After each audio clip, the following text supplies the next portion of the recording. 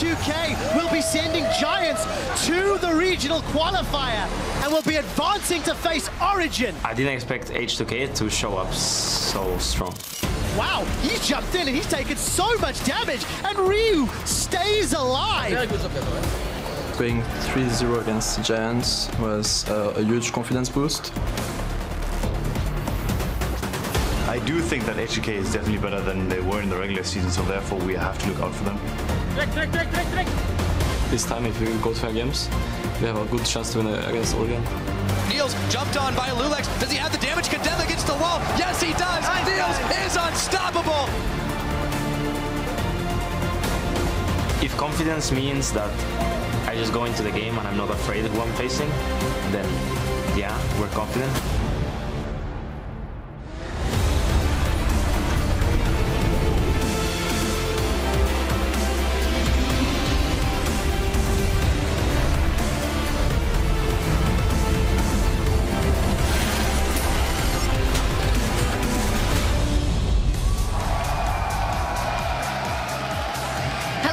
And welcome to the European LCS Summer Semis, where it's come down to 4 teams with their eyes on the finals in Stockholm, Sweden, and also the 2015 World Championship. We're coming to you live from our studio in Berlin, Germany. As you can see, everybody is extremely ready to go. The fans light up, and there's a lot of them. Absolutely packed studio. There is Origen, not jumping in the pool just yet, but reflecting on their game just before, and playing a little catch as well, maybe like they will do with h2K. h2K is walking in the building there with h2K with them as well as Lulex, so we know that that is a possibility for this series. I'm h2K supporter here with James Stress O'Leary, as well as our guests, LCS jungler Marcel Dexter-Veldkamp and the coach for Rocket, Yamato Cannon. Thank you very much for joining us, guys. Thank you. It's going to be a good day, so let's start by pulling up that bracket and seeing where we ended up so far here in the playoffs. Of course, the Unicorns of Love beating out Rocket in that intense series. We'll talk to you about that later. Sorry, there was a little fist bump action going on on stage while the graphic was up. I got a little bit sidetracked. But over on the other side of the bracket, h2K swept aside the Giants in a 3-0 in the quarterfinals. They'll square off against the second seed Origen today. Keep in mind, all 4 teams in this stage of the playoffs will be joining us in Stockholm, Sweden. Yeah. What are your impressions of how the playoffs has gone so far? Of course, Yamato sadly on the receiving end of the loss. Unlucky. Unlucky. Well, unlucky. We'll see who gets lucky here today. There's more on the line than just the summer finals, of course. How far teams go in the playoffs will determine how many champion points they are awarded, which is very important to keep in mind, because with the most points at the end of the season, you get qualified for Worlds as a second seed from Europe, of course, after whoever wins the summer split. So yeah, h2K coming up in this game right now, it's really important for them to win, because if we assume that Fnatic is going to win against Unicorns of Love, they're most likely going to qualify through the most champion points to direct. So if h2K manage to win this game, then they don't have to play the 3rd and 4th game in Stockholm. The other side of it, though, is if they end up in the 3rd place game, if Origen win today, that gives us a really hype game over in Stockholm. Again, if Fnatic beat the Unicorns, it will put us in a situation where h2K and the Unicorns are battling for a World Championship seed in our 3rd place game. Yeah, definitely, and the champion points also determine the seeding for the regional qualifier, Stress, which is also super hype after the playoffs. Yeah, because the winner of the regional qualifiers, the team that makes it all the way through to the finals of the regional qualifiers, they're going to get the 3rd seed to Worlds. So win the regional qualifiers, run the gauntlet, and you're in. So Yamato, you are obviously with your team Rocket in there. What are your chances, you think?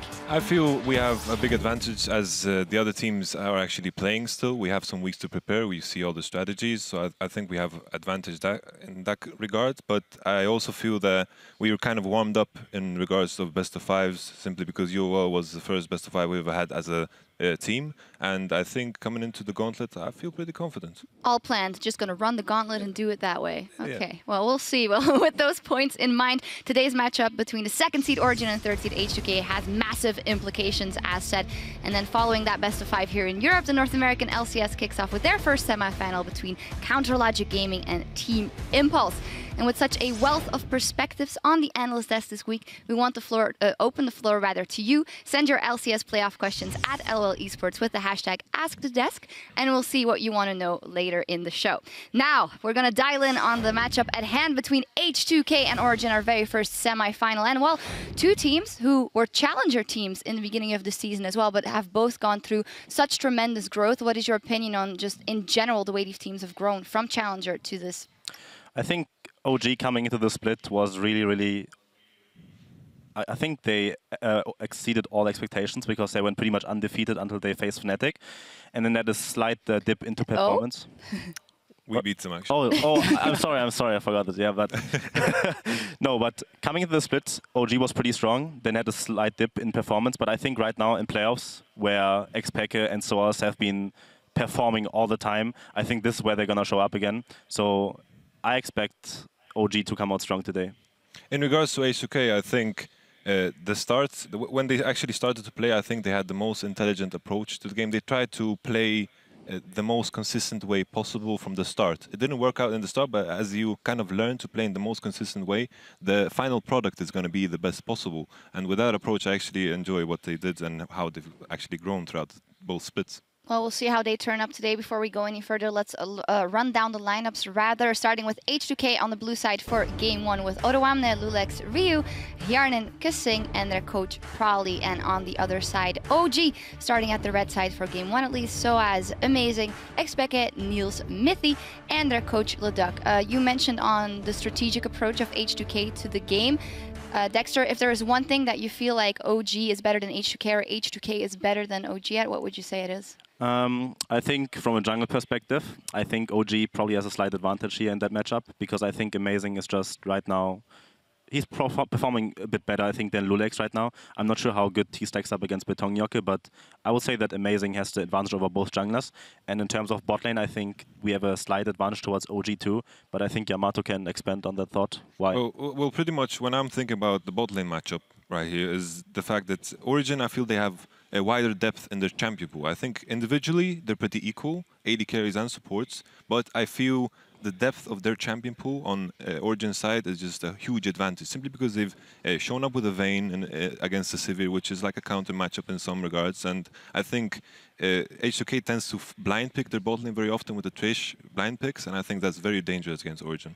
We'll see. We'll dive into the champion pools a little bit more in a second. Something I do want to touch on more holistically for the teams is that they don't do well when they get behind in games. If we look at the statistics, h2K, in 7 games, they've fallen behind at 20 minutes. They lost 6 of those games. Origen fell behind at 25 times, and they lost 5 of those games. Why do you think that is with two teams that are at the top of the table? Stress, maybe. I think that we were talking about this a little bit earlier before the show, and we were talking about how good Origen are as a mid-game team. Yamato, that was something you feel pretty strongly about, and I think generally that's a massive trend that once they get ahead, they're able to snowball. But when they're behind, it does, when you're playing as a mid-game team, become difficult to actually regroup in a loss. I wonder whether you wanted to maybe expand a little bit more on that, Yamato. I would like to add, when it comes to high level of play, Origen, h2K, of course, higher level European teams. When it comes to high level play, there comes with the slight respect for the enemy team. You don't sit and wait for them to do mistakes. You try to set yourself up and your composition for to win, pretty much. And usually that doesn't work out because it's a risk. And I kind of respect this type of play because when you're behind, you're supposed to lose anyway. A couple of people that really try and make it work and get in front early for their teams are the junglers. You touched on it already. Let's look at it a little closer. Amazing versus Lulex, at least here in Game 1. And, well, you mentioned that champion pools might be a big factor coming into this one. So, I mean, coming into this match, it's really important to say that Lulex's best jungler has been Rek'Sai for the entire split, while he has a backup of Gragas, and they both have like a similar champion pool, but at the same time we saw a bit of a meta shift in the jungle role where we see more carry-oriented junglers with the Runeglaive coming in Nidalee, for example, and Elise right now. And we know that Amazing, when he was on TSM, he has been playing Elise pretty much as his main champion. So I'm not very concerned about Amazing, but I'm not sure if Lulex can play Elise. Or I think we saw Betongnjokke play it, but to what extent can they play it in the best of 5? So it's going to be really interesting to see how deep the champions pool are from Lulex. If Rek'Sai and Gragas both off the picture, maybe, because one gets banned, the other gets picked away, or I'm not sure what to see, but we have to see what the first game shows us pretty much, and if the jungle bans are going to be a thing. I think the biggest thing about the jungle is the unique dynamic that h2K gave us last week when it comes to actually the ability to bring Betongnjokke in as a substitute. That's really unpredictable, but it also can have a negative impact on the team itself for h2K. I mean, you look at, for instance, top and jungle synergy. That is very different with a different jungler. And you know, when we look at the map just as a whole, we wanted to also focus in on the top lane. So if that does get disrupted, how will the different dynamics of the top laners play into this? Because there are aspects of both Soaz and Odoamne that have very different styles when it comes to top lane. I mean, yeah, both have been playing different styles, but also obviously Rumble has been a very, very big pick for both teams. Soaz undefeated on Rumble currently, but I also think Fizz has been seeing a lot of play, and especially in this series we're gonna see probably a lot of Fizz, while also having the possibility of Shen maybe. I don't see both teams as a Ryze player, but Shen might be a pretty big pick because both of the supports also use it. So it's a really big flex pick in that series potentially. I think it's interesting though with that one, if the Rumble's banned, if the potentially Shen is banned, will Soaz go to the off tanks when, or the AP champions when we know Odoamne prefers to go to just straight up tanks himself? I think that's going to be super interesting to watch. Yeah, and on top of that, we also took a look at the mid champion pools, and well, there were a lot of champions available for both sides, both veterans. x2K versus Ryu, who I don't think there's one or the other that you can say, oh, they will not know what to pick because these champion pools are so vast. So, Yamato, what do you think it will come down to? Well, I'm taking a look at this graphic, right? And I see a lot of champions that have fallen out of favor in the current meta. And with that in mind, I feel Victor is going to be the contested pick, but I feel a Victor ban is better for h2K than it is for Origen, because I feel Origen kind of need the Victor, because I don't see like the Vladimir, for example, that PK has played. It doesn't really make sense when they blind pick up blue side. So I think if h2K decide to ban the Victor on red side, I think they have a massive advantage. But for you, it's going to come down to the bottom lane. Do you dare, you guys, making a prediction for the series? If I have to make a prediction, yeah, I think OG 3-1. I'm thinking 3-2 Origen, simply because I want to give Origen the edge simply because of how h2K have structured their pick and ban in the previous games. But after the first game, I think I will have a clear idea what I think about the matchup. But I'm pretty sure it could go either way. My prediction kind of depends on something Prolly talked about last week, was he said I didn't know which h2K was going to turn up.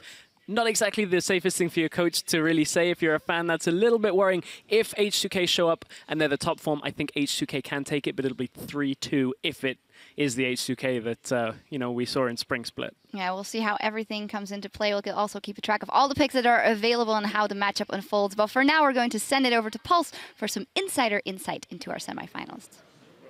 Thank you, Sharks. I'm here with Prolly and Leduc ahead of their game. Now, first off, Prolly, kind of want to talk about Betong Yaka as you brought him in last week. We've seen the dynamics over in Korea with Uzi-Hoon and Faker, but what dynamic does Betong Yaka bring to the team that Lulix necessarily wouldn't?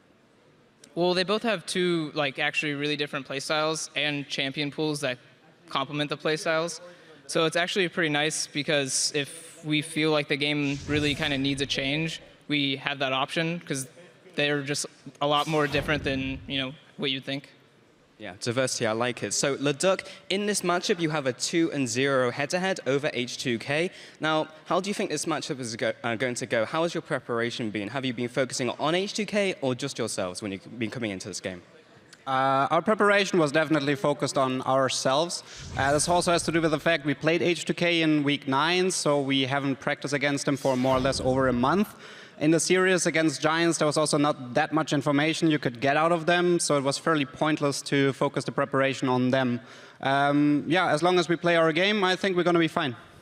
Okay, well, we'll see how it works out in-game. Now, back to you, Prolly. We had it over at the desk about how you said last week which h2K is going to turn up. How has your preparation been? Do you think the right h2K is going to turn up today? Man, yeah, with the Jekyll and Hyde situation, we really have to just mimic what we did last week and kind of bring that out. Today, I think everything has gone pretty well, so hopefully the right one will come out, but, we'll have to see. Okay, well, best of luck, gentlemen. We're going to throw it over to the caster desk to take away this game. Take it away, gentlemen. Thank you very much, Paul.